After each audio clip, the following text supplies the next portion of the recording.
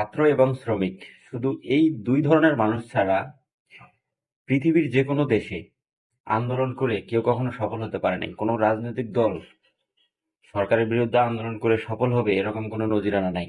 আজকে ভারতের অবস্থা দেখুন, ভারতেও আমাদের বাংলাদেশের মতোই আন্দোলন চলতেছে।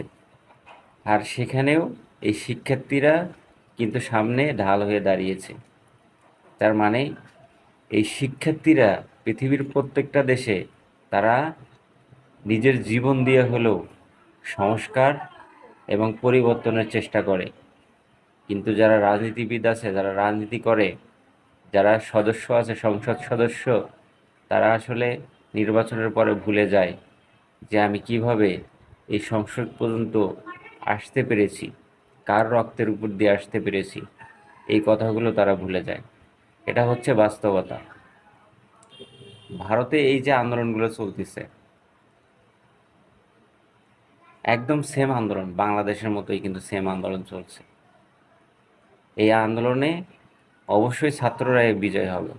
কারণ পৃথিবীর কোনো দেশে নজির নাই যে ছাত্রের উপরে টর্চার, মামলা, হামলা, খুন খারাবি, রক্তক্ষয়, যুদ্ধ করে কোনো সরকার টিকিয়ে থাকতে পারে নাই, ভবিষ্যতেও পারবে না ইনশাআল্লাহ।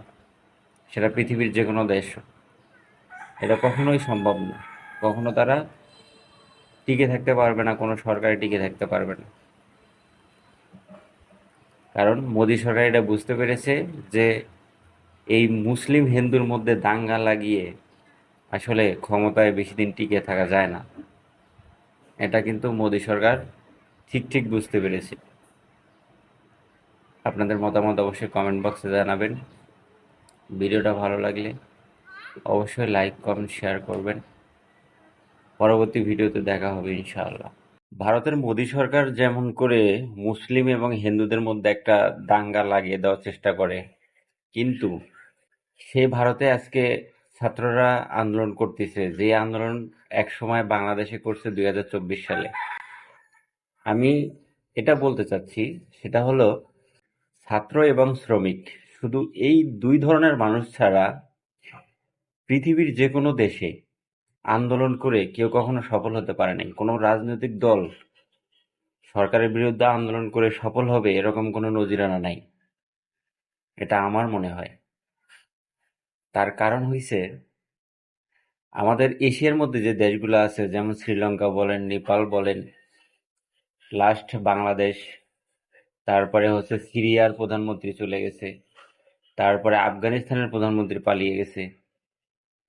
মানে এশিয়ার মধ্যে কতগুলো দেশের প্রধানমন্ত্রী পালিয়ে গেছে আপনি আসলে জানলে অবাক হবেন।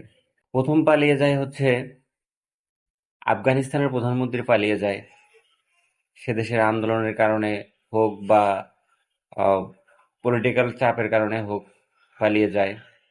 তারপরে পালিয়ে যায় হচ্ছে সিরিয়ার প্রধানমন্ত্রী, তারপরে পালিয়ে যায় শ্রীলঙ্কার প্রধানমন্ত্রী, তারপরে পালিয়ে যায় নেপালের প্রধানমন্ত্রী, তারপরে পালিয়ে যায় আমাদের দেশের প্রধানমন্ত্রী। তবে দুঃখজনক হলো এটাই সত্য, যুগে যুগে ছাত্র এবং শ্রমিকরা তাদের জীবন দিয়ে এই দেশের পরিবর্তন করার চেষ্টা করেছে। জীবন দিয়ে, রক্ত দিয়ে, এদেশের জীবন দিয়ে, তাদের রক্ত দিয়ে তাদের দেশকে পরিবর্তন করার চেষ্টা করেছে, তাদের শিক্ষা ব্যবস্থাকে পরিবর্তন করার চেষ্টা করেছে। এবং এটা কি মানে যুগে যুগে তারা দিয়েই যাবে। এখন পর্যন্ত কোনো দেশে কোনো রাজনৈতিক দলের বা কোনো সংসদ সদস্য নেতার ছেলে কি কখনো গুলিবিদ্ধ হয়ে রাস্তায় পড়ে মারা গেছে বা পুলিশের হাতে মার খেয়েছে এরকম কোনো নজিরানা আছে কোনো দেশে? নাই।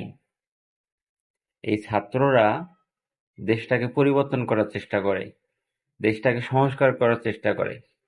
কিন্তু আমাদের দেশে যারা মুখোশধারী রাজনীতিবিদ আছে, যারা ক্ষমতায় গেলে ভুলে যায় কি ছিল সংস্কারের প্রতিশ্রুতি আর কি ছিল জনগণের সাথে কমিটমেন্ট, সেটা আসলে আমাদের দেশের সরকারও যেমন ভুলে যায়, পৃথিবীর অন্যান্য দেশের সরকারও কিন্তু তেমনই ভুলে যায়। এটা হচ্ছে বাস্তবতা।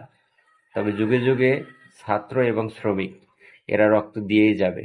কারণ হচ্ছে এরা জীবনের পরোয়া করে না, এরা শুধু পরোয়া করে যে আমার দেশ, আমার সংস্কার, আমার দাবি মানতে হবে।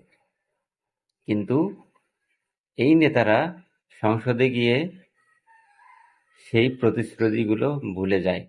এটা হচ্ছে বাস্তবতা। আজকে ভারতে দেখুন, ভারতে কি একটা অবস্থা চলতেছে।